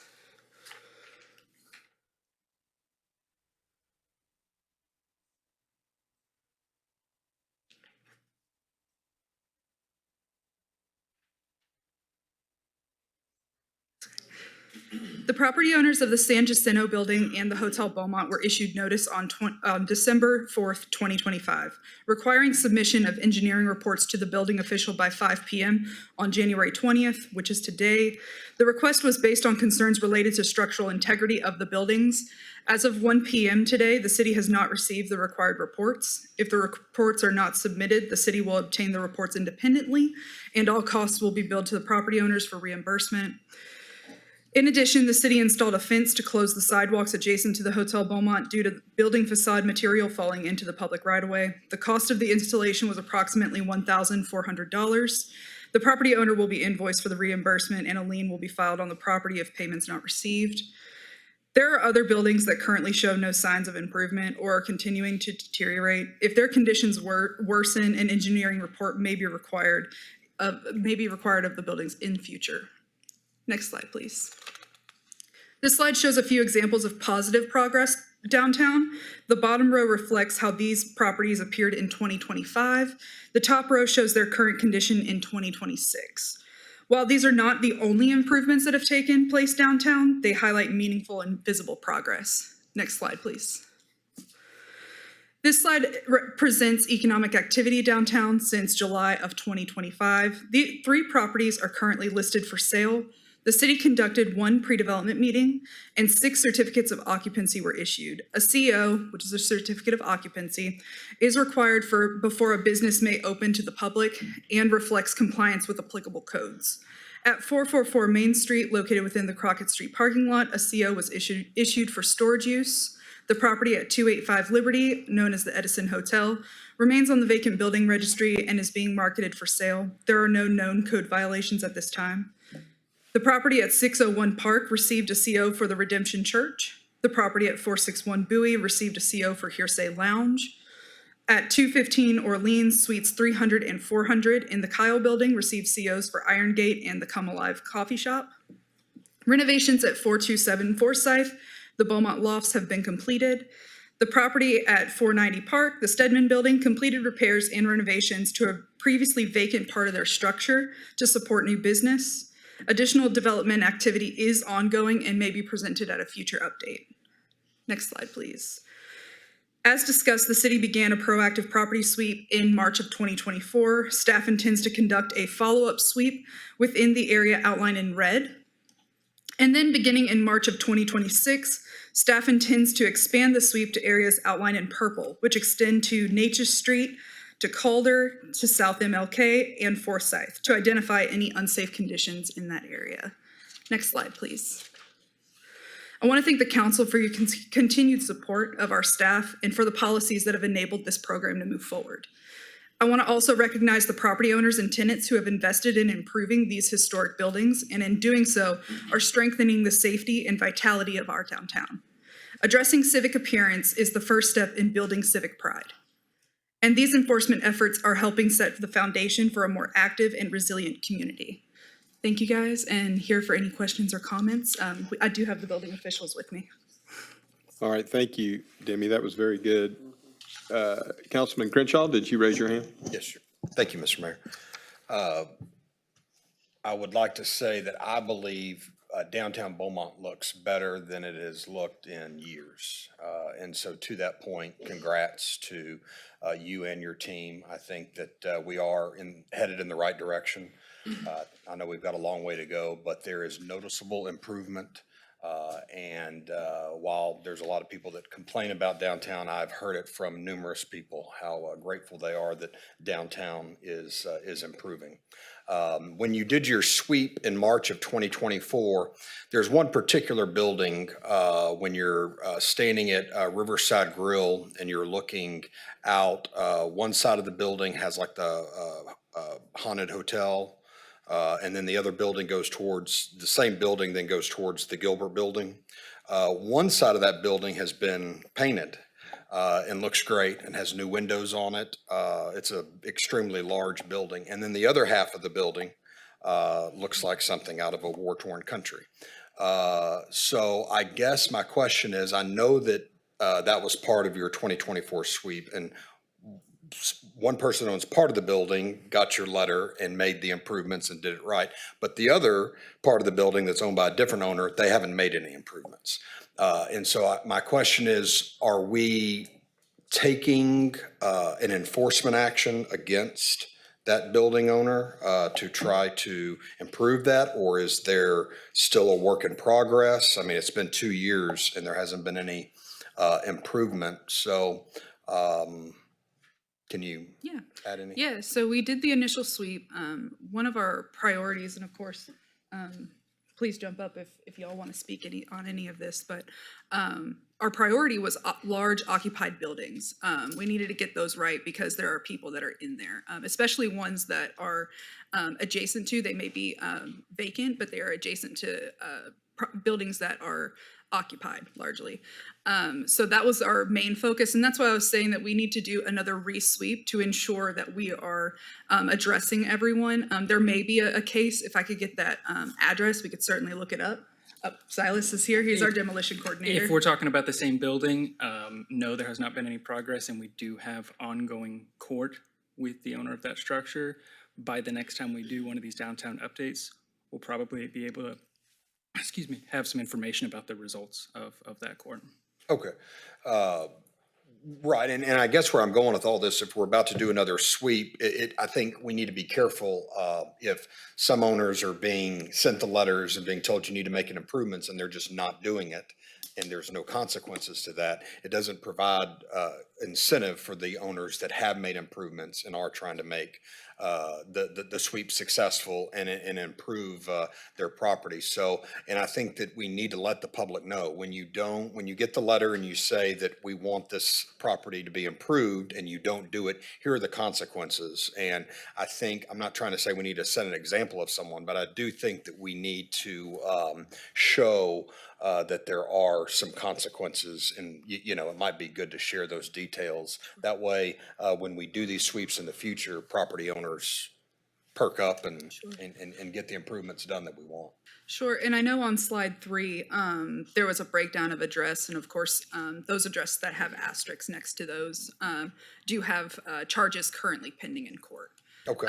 But our intention is to sweep downtown or sweep that area that was initially done in 2024, make sure that everything is tagged that needs to be tagged. If there's anything that is further dilapidated or worsened conditions that are considered unsafe, then those will be tagged, and they'll follow the same process. So they typically have X amount of days. I believe that's 30. If they enter into a work program, then they have 150 days to complete the repairs. If they don't, then we may have to move to filing charges. But those are the ones that are current in court right now. Any other questions? Thank you, ma'am. I appreciate you guys. All right, if there's no other questions, the work session's closed, and now we're moving into council member comments, and I'll begin with Councilman Hilliard.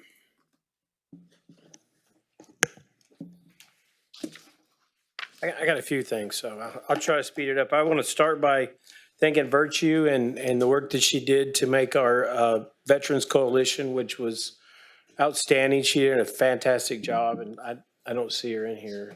Okay, well, she did a great job. I want to give her a shout out. So she did great. The light study, the traffic light study on 105. Have we completed that yet? Do we know where we are with that? It is ongoing. We have our regular meetings with them. They are on schedule to complete the study in the later part of May. Okay, okay, great. What about well, I got you on speaker, well, I got you going.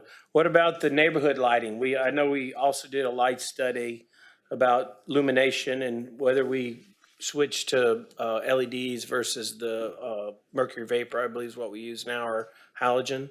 We're transitioning to LEDs where we can, and then the study, we're reviewing it to look at the areas where we need to coordinate with Entergy to improve the lighting or increase the lighting, and that's still a work in progress. I would go out on a limb and speak for all of us, but a lot of the older neighborhoods have that older lighting. And, you know, light does detour a lot of things. And so it's harder to shoot out a LED light than it is a mercury vapor. That is the goal. It's going to, I mean, with over 600 miles of roads, it's going to take a minute to work through that, but that is something that is continuing to be worked on. Cool. Okay. I don't know if this is a Demi or your question, but someone's asked me about this. I bet you can't guess who. But rogue signs, are we enforcing the signs that are being put out? I bet I can guess. Are we out there Yes. charging people for putting these signs where they're not supposed to be? Last time I checked, we have 19 cases open for illegal sign placement. I don't. I can't remember how many have been filed on at this point. I know it's in an email that I have, but 19 total cases so far. Okay, perfect, awesome.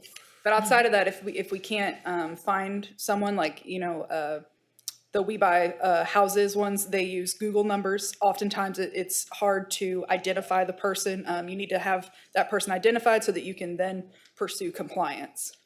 Okay, cool. And noise ordinance, do we have a current noise ordinance on the books? So we have a noise ordinance, but it follows the state law requirement, and I can talk to you offline if you'd like and explain the concept. There was a pretty nifty lawsuit for that. Oh, So okay, I'm happy to discuss that with you. okay. And train horns? They're out there today, so they're, So we're on track. March, it hadn't moved to April or June or? so yeah, the contractor is adjusting their schedule based on the coordination for the flagging for the railroad. We were given one direction at one point, and they changed some of that. So the contractor is working with the railroad consultant and the flagging companies to see what those impacts to the schedule could be. But they are fully committed to getting through this project as quickly as possible. Okay. And I know that we had talked about updating the water program. Are we still going to do that? The program that's used that was outdated, that we said, let's go ahead and look at fixing it?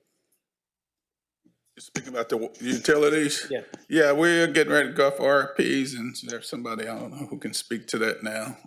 You're talking about where we had the discussion, where we want to, there's Angie, right on cue. Because the water utilities software is actually a module within the whole enterprise financial software, we are having to go out to bid for the full enterprise software. So we have collected RFPs from other cities. We are working with a vendor to review our RFP. We've collected the requests from the departments on what they would like to see changed in that software. And then I have the first draft. Jamie has provided me the first draft of the RFP. I've made some changes. It's gone back to her, and then we should be sending it out to the departments for review within the end of the week.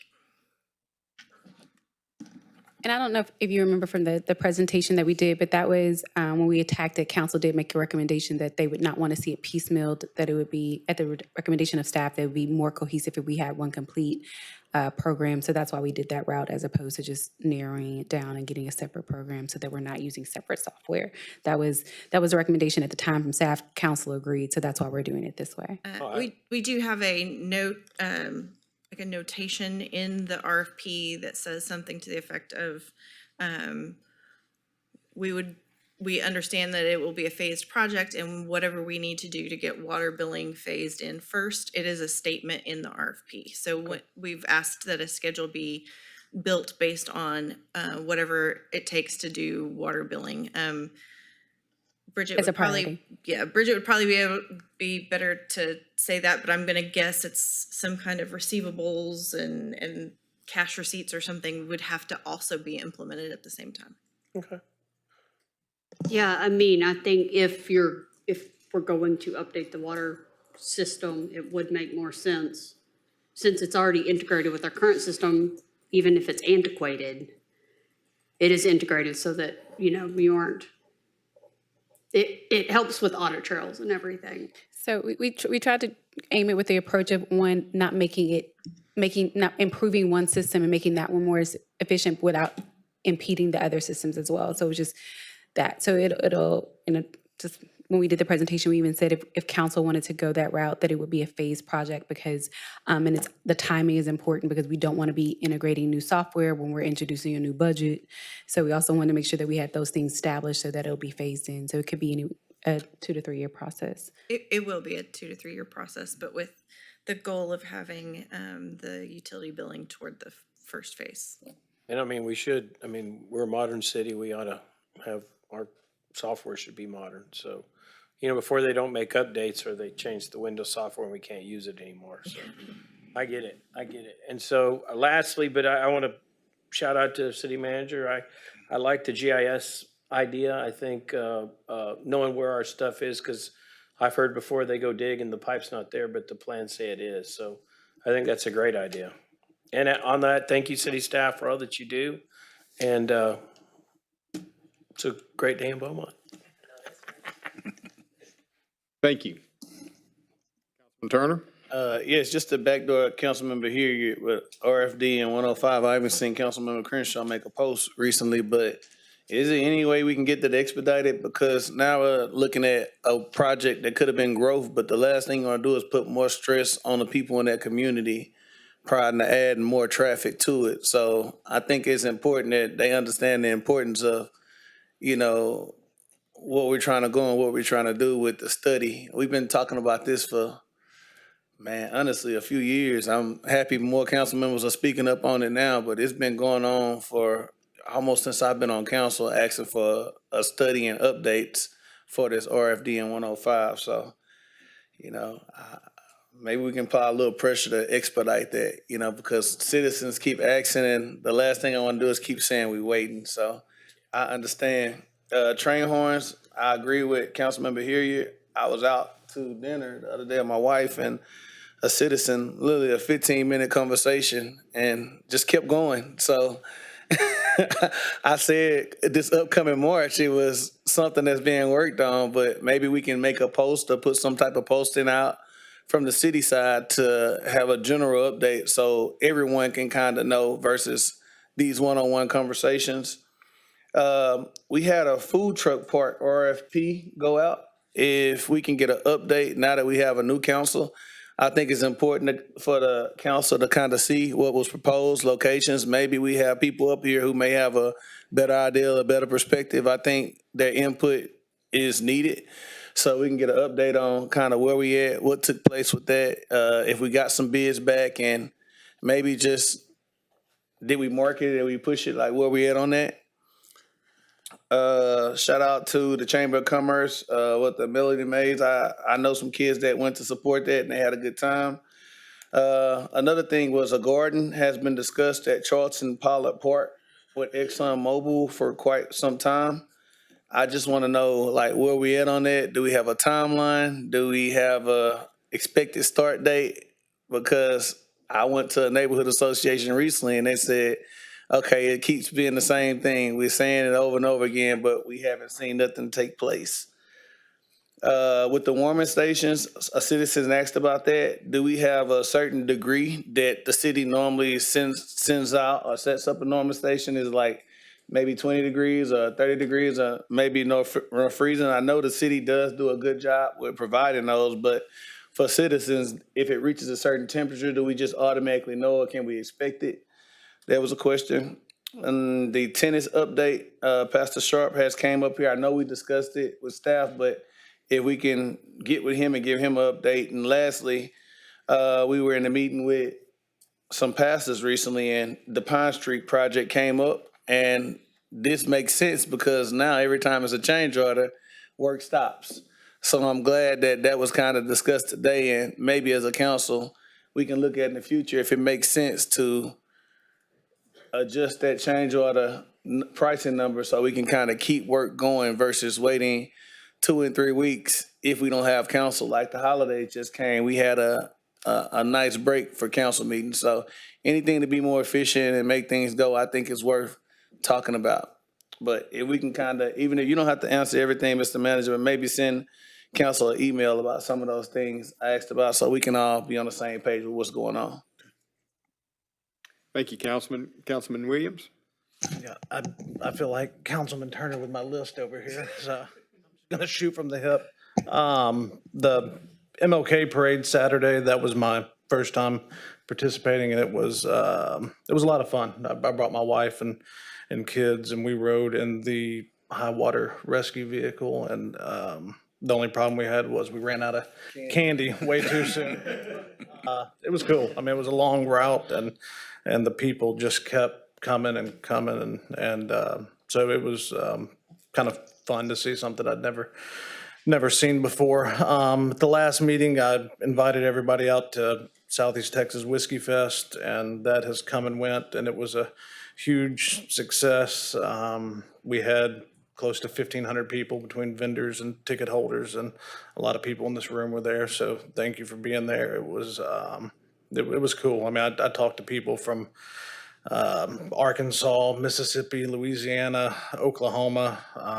We even had somebody get married at the festival. Actually get married. We used the flower arrangements from the night before. So it was good. Thanks to everyone that came, and I hope you had a good time. I know the city recently put out some literature on walking trails, and I can't remember if it was gauging interest or what.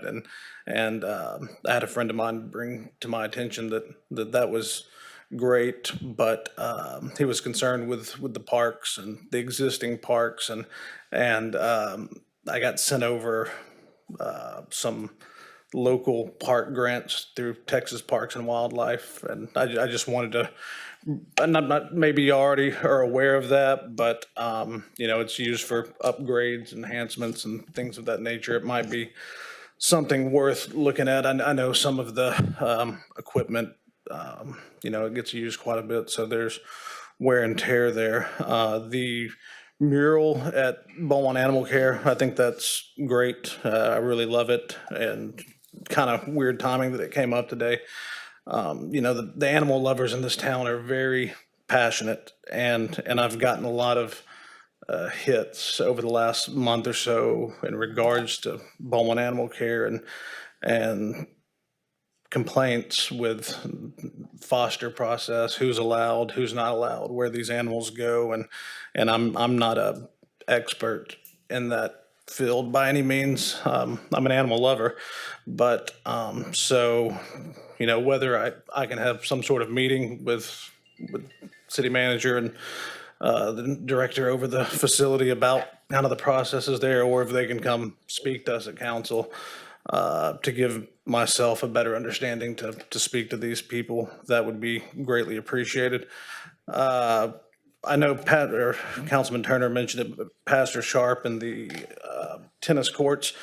After he spoke, I just thought whenever we were voting on the pollinators, and it saw that it was funded by the Jefferson County Tourism Commission, I didn't know if maybe the tennis courts or upgrades at some point in the future, if that could be used as a funding mechanism for for any of the needed or necessary upgrades over there. I know it's unlikely to happen in 3 months, but maybe it's an outlet to look at in the future. And that's it. Thank you. Thank you. Councilwoman. Well, I am excited today, and congratulations, Ward 3, because downtown is looking better than it has in years. Thank you, Councilman Crenshaw. I concur with Councilman Turner about perhaps raising the limit on change orders. I don't know if that's a charter change, but I do agree that perhaps we can stop some of the slowdown by changing the amount that we make these dates for and things of that nature. And I do concur with Councilman Turner and Councilman Hilliard about quiet zones and perhaps getting a schedule out because I have a constituent that is concerned about having a property in Old Town and wanting to know how this is going to affect her renters that are concerned about quiet zones. So for the record, I brought it up if you're watching. Thanks, Councilman Turner, for bringing up my garden in Charlton Pollard, because that's been a big deal for me. And since I got elected, I've been saying that I wanted a garden in Charlton Pollard. And I just want you guys to know that I've got friends that started gardens since I've been elected, and they have vegetables that have already come out of their garden. So I'm kind of disappointed that my Charlton Pollard garden hadn't happened. I'm watching you guys. Congratulations to Melody Maids. The turnout I heard was very good. I think someone said they want to turn this into an annual event on the birthday of Louise. Okay, so I don't know if we need what we need to do that, but I agree with that. About the demolition house list, somebody brought up the ability for properties to either be notified to people that they are perhaps still usable, or maybe they're sellable, or if there's a demolition list that I have a constituent that contacted me and said houses that are slated for demolition, can they purchase them? Is there a list where they can go and find these properties and buy them? So for the record, I don't know where that is, but I'd like to, okay, go ahead. City clerk, you can go to the city clerk's webpage, and the list is kept real time, so you can click on it and download it. Okay, so there's a list if you're watching. And you can pick it up in the clerk's office, demolition house list. Keisha DeVault, that is my good friend and former church member. We've been together for years and years and years. We are working through the bond on a citywide sidewalk initiative. I heard you say people are getting harassed about walking in the streets. We are working on a citywide sidewalk initiative, and I heard you that everything can't be punitive and we can't police our way out of some things. There are different things that need to happen citywide to curb the violence and help our youth. I am listening. I hear you. There's a prayer initiative. There's a Mayor's Coalition for Nonviolence. And I heard you mention something about kids being able to be hired early on, as early as 14 years old. I don't know what needs to happen about that, but I'll be looking into that, sis. I've got your back. I was recently contacted by a constituent that lives in Plymouth Village that has bullet holes in and around her apartment and her neighbors' apartments. I understand this community, and I am concerned as well, and we're doing our dead level best to make sure that we're deploying all of our resources, whether that is community-wide, whether that is prayer-wide with churches, organizations, labor unions, BISD. I anticipate us being found doing all sorts of things to help our community and our young people. And my heart goes out to you. I am praying for Ward 3. I heard something about warming shelters. I'm pretty sure that in lieu of the freeze, that we will have a citywide initiative that will come out to keep our homeless population warmed. Addie Allen made a comment about military helicopters flying overhead. I thought we did address that they were doing some staging of military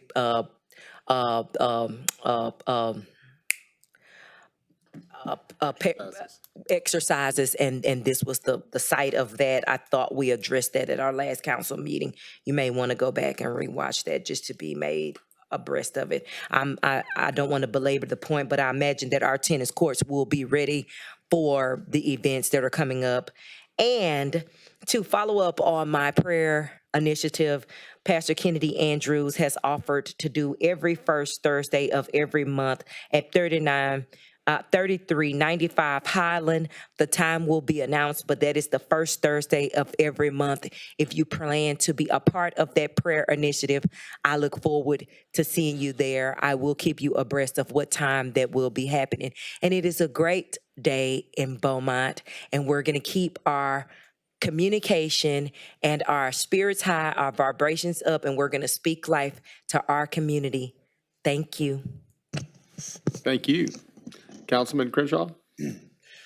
Yes. And this isn't being critical. This is just, I guess, more for clarification.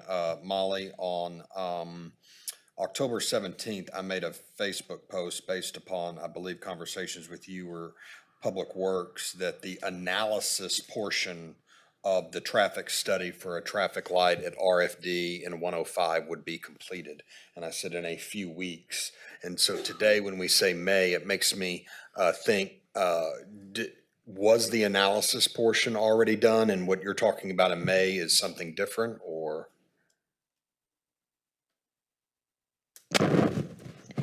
They did do the signal. I think what you were looking for was the signal study. Yes. And what it found is that we need to continue with the rest of the study in order to identify what the possibilities are to improve that intersection. That the warrant for the signal was not found to be any more warranted than it was when the previous signal study was done. And so that's where the traffic engineer strongly recommends, let us finish the rest of this data, because what they've discussed with us is that putting the signal there would actually have unintended negative consequences on Highway 105. Yeah.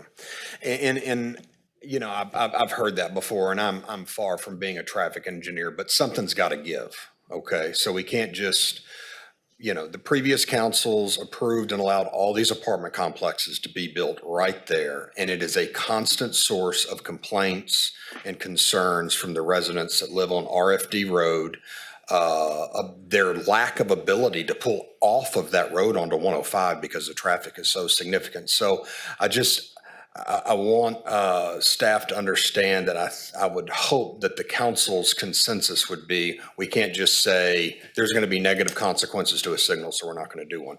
We're going to have to come up with something better than that, whether it's adding a turn lane or, you know, bringing TxDOT in to expand 105.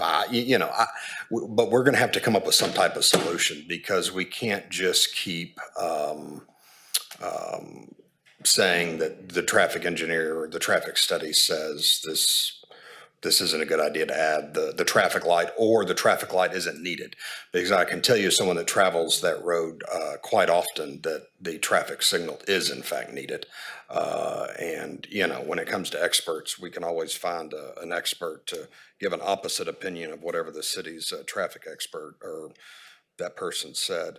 Also on Public Works, just because even though it's not my ward, I'm constantly asked when we're going to reopen 23rd Street.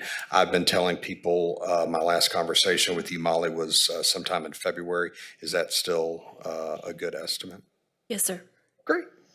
And lastly, just on the point of, yes, we are supposed to have a winter storm this weekend. Is staff making any arrangements to open up the Civic Center or any other buildings as a warming station? Or I can address that Henry's Place as well as Salvation Army is opening, and they have never been at capacity, but we do have overflow through a couple of churches as well that are working hand in hand. which, so there hadn't been anybody turned out. However, there are people that have been trespassed because of behavior that aren't allowed in. But again, that's not because they're just told, hey, we're full. It's because I was out there for one of the last freezes, and PD had to come out because you have people with mental health issues that are not being agreeable and then are bothering other people around them. So it is a real problem, but I do want to applaud Salvation Army and Henry's Place, because Salvation Army will put out more cots, and they haven't needed to, but Henry's Place is also just opening up every time, which again, without any additional funds other than through their grants that they get for the city, it's just something they have a heart to do. And again, there's been another church that volunteers to open up as well. Okay, so the city will not have any facilities open, but we would encourage people with needs to contact those organizations. And the police do I wasn't aware of that, but after the last time, the police do a good job of letting the homeless know where they can go, because they're aware of where they are, and they're concerned about their well-being as well. Great. To that point, though, our emergency management system does monitor the weather. And so if it needs to be activated at a different level, then they have the capacity to kind of put together temporary shelters. But it's always been our practice to work with our local partners first, to not duplicate or overextend the resources, but to work with our local partners to see what we can do to support them before stepping in. So it is being monitored. And who is it with the city that is in communication with our local partners? So Shaquina Nobles is our EEOC operations manager. So obviously our EEOC is made up and comprised of several different city departments, but they are running and operated on a daily basis. So she would be the contact for that in her staff in her office. Great. Thank you. Thank you, sir. Madam City Attorney. And I guess while we're there, I'll just go ahead and piggyback off our, Councilman Turner's previous comments. And I'm sure the manager will send out a more comprehensive email, but there isn't a certain weather amount or a certain cold level that it drops down to that they monitor. The EEOC staff monitors at all level, and when they need to activate, they'll activate at a minor level to get the bare necessity staff in to do whatever work needs to be done. And then council has at times authorized warming stations be used by our bus to do those things. And again, we just work with local partners. So there isn't a national threshold. It's based on what the weather is going to be for our area and following the weather trends across the state. So I'm pretty sure that that'll be updated with the city manager's email, but I did want for the people who are listening more concerned to know that the city is monitoring those things. Anything else? No, sir, thank you. All right, thank you. Public Works? Assistant City Manager Boone? Mayor, real quickly, I just wanted to, thinking back over the last couple of weeks, applaud several local organizations. I'm thinking about Whiskey Fest, the events related to the 125th anniversary of Spindletop. We have had a couple of those over the last couple of weeks, recognizing that event, the several Martin Luther King Jr. events, as well as the Melody Made movie. So just a lot of great work and a lot of great activities going on in the city. Yes, sir. All right. Real quick, I did want to clarify that while the demolition list is posted on the city clerk's office website, the city does not have a hand in the sale of those properties. That is with the owner. So anyone wishing to purchase properties listed on that list do need to reach out to the owner. So I just wanted to clarify that. Mr. City Manager? Mayor, well, a lot from council, so we'll be getting back with you with some written responses there. I wouldn't even try to talk about it. Just a couple of things. I concur on the events of the weekend. I went and viewed Melanie Maids myself, and I'm a bit of a movie buff documentary. It's one of the best I've seen. It was very well done, and then by the reaction of the people there, it was very well received. I mean, it was lighthearted but factual, and it was one of the better documentaries that I've seen, and I recommend everybody go and see it because it does Beaumont very, very, very, very well.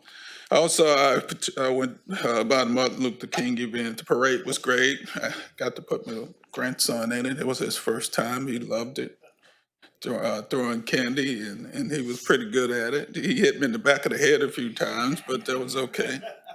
Yeah, so it was great. It was great. And also the breakfast was a great event. It was great. And if you want to see another example of there's good things ahead for Beaumont, the young people that performed at that event were awesome. You know, the people singing, the young kids from, what's the name of the school? I can't pronounce it. Pete's MacArthur. So it did my heart good to see them participating. So it's not all bad for Beaumont. There's some really good things out there and some people working hard. So I appreciate that. They were the Sunshine Girls. The Sunshine Girls, Sunshine that's Girls their from name. Peach MacArthur. Okay. All right. Thank you, Mayor. Yes, thank you.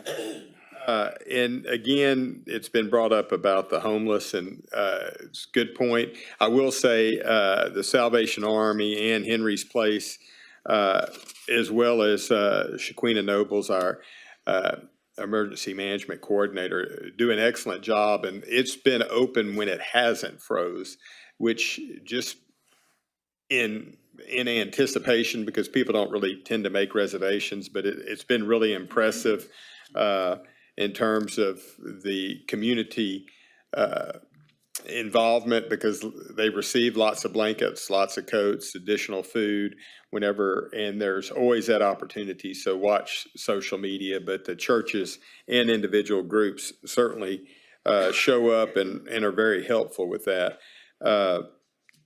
And the Mayor's Coalition Against Violence, we're having a steering committee meeting here tomorrow, and we're going to be getting a date in February to be rolling that out. And there will be ample room for a lot of involvement by organizations. And we're trying to just make sure that there's a way we can track some metrics so that we can see if what we're accomplishing, if we're having any success at all. And there have been so many incredible events this past weekend, you really couldn't stay up with them, running from one to the other. I do want to acknowledge Girls Haven. They opened their new residential center, and Councilman Williams' wife is on that board of directors. And I think they got that built in about 5 months. It was pretty impressive, and the girls did get to move in right before Christmas. And it's an incredible facility, and it is the first foster facility in the state of Texas that has been built in quite some time. And, you know, I know that Buckner's used to exist here. Now Buckner's, all that's farmed out. So this is somewhere where girls that are in the foster care system can be. And sometimes they spend many years there. So that's,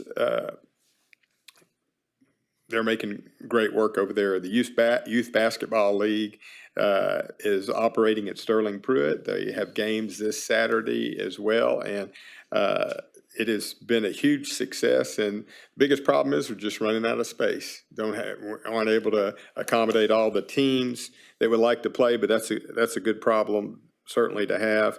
I do want to address, having been a longtime tennis player, and our tennis complex is incredible. And when you look across the state, I'm not aware of any municipal complex in Houston or Dallas that's as nice. I mean, we do need to maintain it, but that's one reason we get chose for those tournaments. It is quite the facility. So, and I know that we will continue to stay on top of it. And looking forward to the Mural Fest. And with that, we will now recess into executive session.